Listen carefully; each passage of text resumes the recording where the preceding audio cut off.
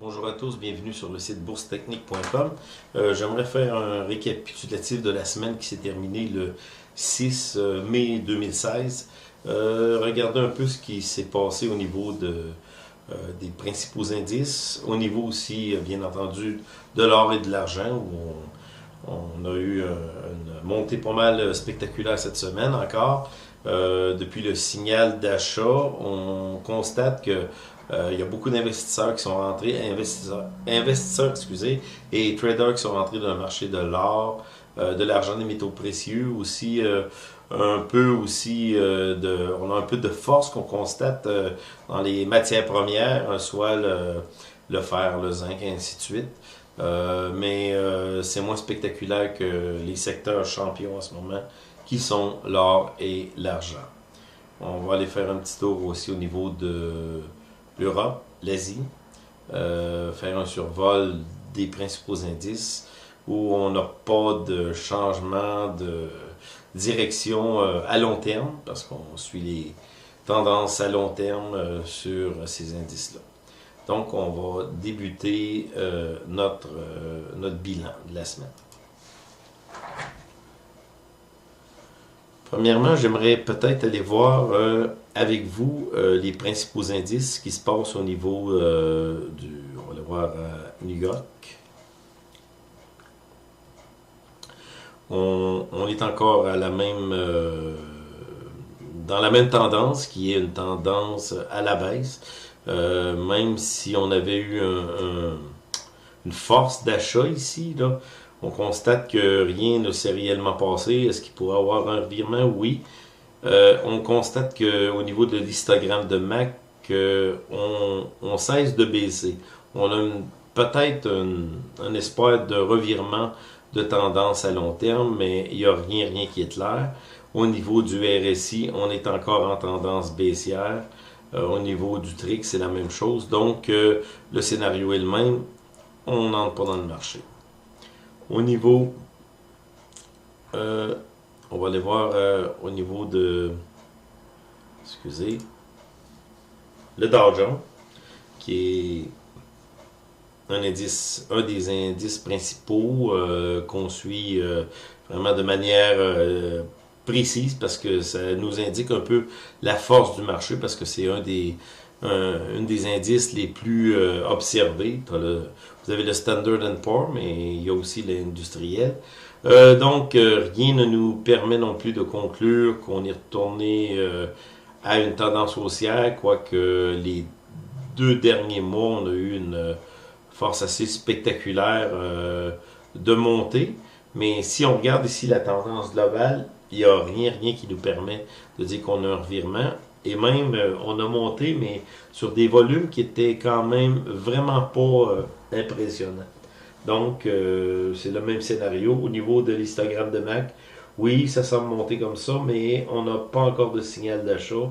Donc, on demeure loin des titres qui composent le Dow Jones industriel. Au niveau du Standard & Poor's, on va le voir, ça ne sera pas long. Même scénario. J'ai tracé une ligne de tendance sur les sommets. Même chose.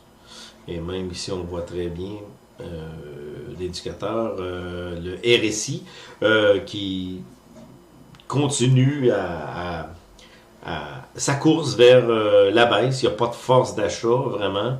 On voit ici que même si on a eu des montées dans les 2 derniers mois, eh bien, on a des volumes qui descendent. Donc, aucune force d'achat. On ne peut pas dire que on pourrait embarquer dans les titres qui composent le Standard & Poor's. La chose que je crois, peut-être on est victime en tant que observateur de marché de manipulation de marché en ce moment, parce que on monte avec des volumes peu importants et on a des montées assez spectaculaires. Mais lorsqu'on regarde des tendances à long terme, comme ce que je vous montre en ce moment, on peut vraiment pas, dans une situation comme celle-là, embarquer dans le marché parce qu'il n'y a rien qui nous indique à long terme qu'on devrait embarquer. Si on avait un revirement de tendance, on pourrait commencer à le voir sur, premièrement, le RSI. Le RSI est mon indicateur préféré parce qu'il donne des signes avant-coureurs de revirement de tendance. Et comme c'est là, on est encore en descente, même les derniers mois, là, on voit que c'est en descente. On va suivre quand même les prochaines semaines ce qui va se passer. Au niveau de l'histogramme de MAC, c'est vrai qu'il y a une faiblesse de persistance vers la baisse, mais cependant, on peut regarder qu'est-ce qui s'est passé en 2001-2002, c'est la même chose, ça peut retomber. Au niveau de l'histogramme de MAC, on est encore à la baisse. Donc, au niveau du Standard & Poor's, on n'a rien qui nous indique d'embarquer. Worksheet, indice préféré de Warren Buffett, le Worksheet, excusez, 5000, qui se trouve à englober un plus grand nombre d'entreprises. Lui aussi, on n'a aucune indication d'achat, aucune indication d'entrée dans le marché. On est toujours en tendance baissière. Au niveau de l'histogramme de MAC, même chose. Trix, c'est la même chose. Donc, rien ne nous indique qu'on doit changer notre stratégie. Dernier, au niveau des États-Unis, on va aller voir le Nasdaq. Lui aussi, rien ne nous indique d'embarquer dans le marché. Au contraire, on devrait être sorti du marché. C'est la même chose au niveau des indicateurs, comme le RSI, l'histogramme de MAC, qui, vous voyez, il y a moins monté que l'autre, puis le TRIX. Donc, on est en dehors du marché, on se tient loin de ça. Le CAC, la France. Même scénario, on est encore hors marché. Au niveau du RSI, même chose. On se tient loin du marché. Au niveau de l'histogramme de MAC, même chose, même scénario. Au niveau du TRIX, même chose. Donc, on se tient loin du marché. Au niveau du CAC, on voit que les moyennes mobiles ont vraiment poursuivi une chute, même si ici, ça paraît pas trop. Donc, ce que je vous recommande tout simplement, c'est de vous tenir loin du marché. Mes indicateurs sont clairs. Il n'y a rien qui a changé au niveau du scénario à long terme. Au niveau du DAX, le DAX allemand, sensiblement le même scénario. Au niveau du RSI, même chose. Histogramme de MAC, TRIX, même chose. On se tient loin du marché. Et pour terminer, je suis le FTSE, indice d'Angleterre. Même chose. Au niveau du RSI, rien de convaincant. Au niveau du TRIX, même chose. Donc, au niveau de l'Europe, même scénario qui perdure, c'est-à-dire une tendance à la baisse. On va le voir maintenant au niveau de l'Asie, Nikkei. Nikkei qui poursuit sa tendance à la baisse. Rien n'a changé au niveau du RSI, ni de l'histogramme de MAC, ni du TRIX. Au contraire, on a une force de vente qui nous est démontrée par nos trois indicateurs. Donc, on doit vraiment être loin du marché au niveau du Nikkei. Au niveau, on va aller voir aussi le Nikkei. Excusez. Ok, je l'avais ici. On va le voir au niveau de Shanghai. Shanghai, c'est la même chose. On a eu une petite remontée ici. RSI, rien de convaincant, même si j'avais tracé une ligne de tendance qui semblait avoir une cassure, mais au niveau de l'histogramme de MAC, on est encore à la baisse. Au niveau du TRIX, la même chose. Donc, on n'embarque pas dans... au niveau du marché, quand je parle de marché, il faut bien comprendre que je parle par exemple des ETF ou certaines entreprises qui seraient reliées par exemple des entreprises qui sont directement reliées au marché du Shanghai Stock Exchange. Il faut être hors de ce marché-là. Maintenant, on va aller voir, bien entendu, un indice que je suis particulièrement parce qu'il représente un peu toutes les bourses du monde, à part des États-Unis, du USA. Là aussi, on n'a aucune conviction, même au contraire, d'achat, on a une conviction même de vente. On est toujours en tendance baissière. Peu importe ce qu'on entend dans les médias ou ce qu'on nous chante en disant que le marché va virer de tendance, il n'y a rien qui nous démontre qu'on a un revirement de tendance. Au niveau du RSI, on est encore à la baisse. Histogramme de MAC, Trix, c'est la même chose. Donc, on n'embarque pas dans le marché. Il y a une petite précision au niveau de tous les indices qu'on vient de voir au niveau des États-Unis, de l'Europe, de l'Asie, un peu les indices que je suis, même au niveau de la planète en entier. Il faut voir qu'on est vraiment dans un sommet ici. Il faudrait vraiment être aveugle pour constater ça. Est-ce qu'il pourrait y avoir un changement de tendance? Oui, toujours, mais vu qu'on est des suiveurs de tendance long terme, la tendance long terme me dit de ne pas embarquer dans le marché. Et il faut se dire une chose. Lorsqu'on est en tendance baissière, bien, les baisses peuvent se précipiter assez rapidement. Et c'est ce qu'on pourrait vivre dans les prochains mois. Donc, on se tient loin du marché, de ces marchés-là que je vous ai donnés. Vu qu'on est suivant de tendance long terme, on se concentre sur les secteurs qui sont porteurs. C'est ce qu'on va voir maintenant. En ce moment, il n'y a aucune indication qui montre que je devrais embarquer soit dans les marchés au niveau des États-Unis, de l'Europe, de l'Asie. Même, je devrais en être sorti parce qu'il pourrait y avoir une précipitation vraiment rapide des ventes, même ce qui pourrait arriver, c'est pas confirmer rien, puis j'ose même pas le dire, je l'ai dit dans un de mes articles, il pourrait arriver un crash, ça pourrait très bien arriver, parce qu'on est comme dans une tension de vente dans presque tous les indices. Donc, on va aller voir pour...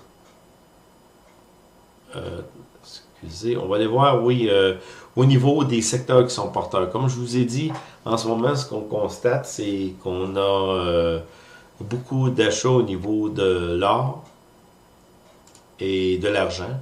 On va aller voir des indicateurs qui vont vous montrer ce que je veux vous dire uniquement par des graphiques. C'est qu'on a eu une cassure, oui, en février, mais ici, on poursuit une hausse avec du volume qui a cassé.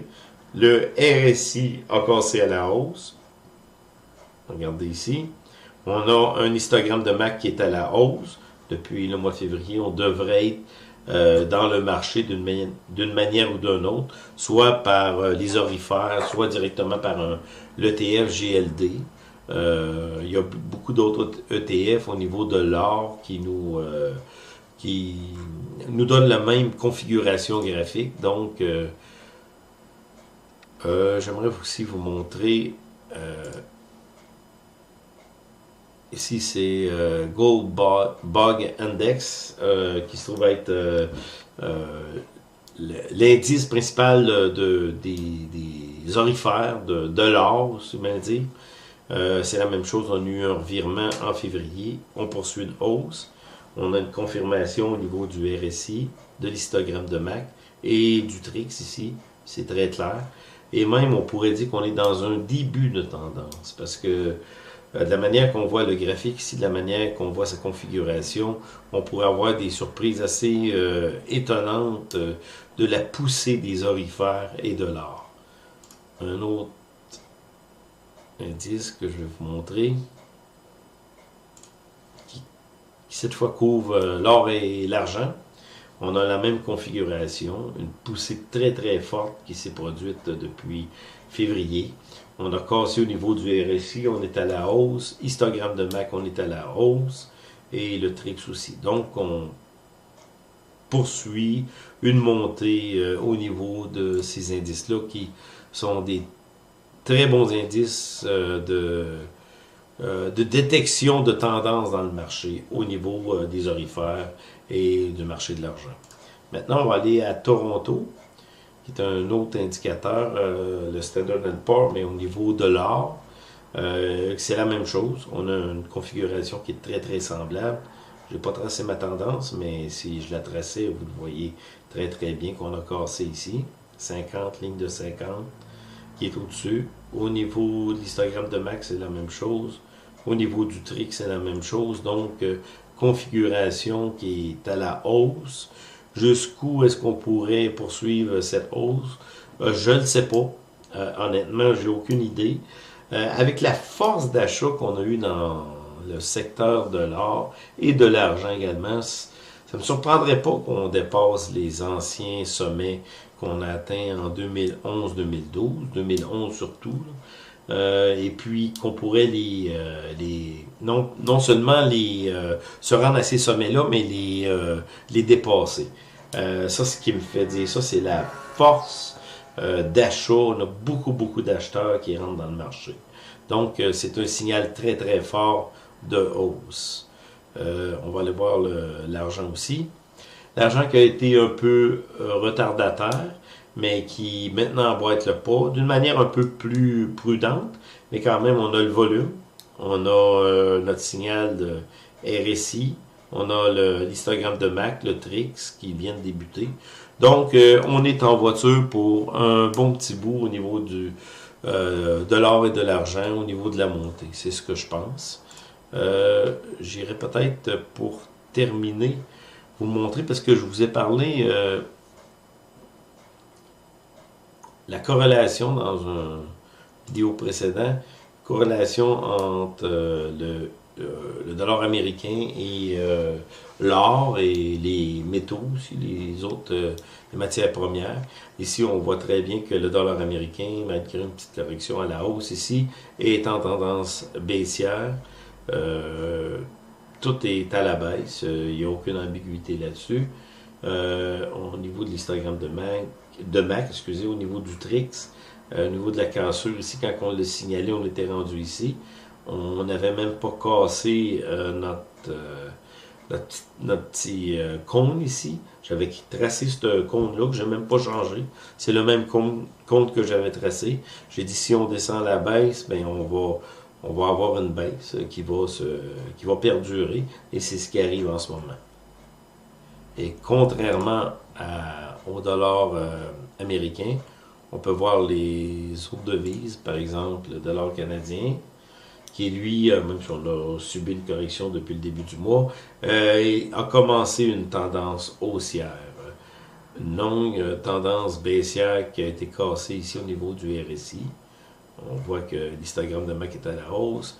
Le TRIX, c'est pas encore évident, mais d'après la configuration générale, on a changé de tendance. Au niveau de l'euro,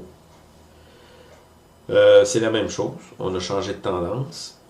On est rendu à tendance à la hausse au niveau du histogramme de MAC. Au niveau des RSI ici, je dois avouer que c'est moins évident. Par contre, au niveau du TRIX, ça s'en vient. Mais si je regarde l'euro ou le yen, par exemple, on est presque toujours, si le dollar américain baisse, les autres devises montent. Ben c'est ce qui peut arriver aussi avec l'euro. Au niveau du yen, on a eu une forte progression. Là, on est en petite correction, mais lui, c'est clair et net. On a cassé à la hausse. Au niveau de l'histogramme de MAC, c'est pareil au niveau du TRIX. Donc, pour terminer, j'aimerais peut-être aller voir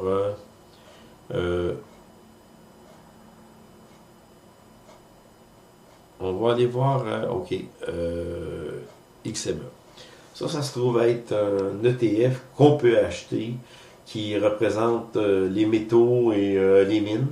Là-dedans, on peut inclure l'or, l'argent, le cuivre, le zinc, et ainsi de suite. Et ici, on a eu une forte progression depuis 3 mois. Là, on a une petite correction qui est tout à fait normale. Mais je pense que là aussi, on assiste à un revirement assez spectaculaire parce que c'est avec beaucoup de volume.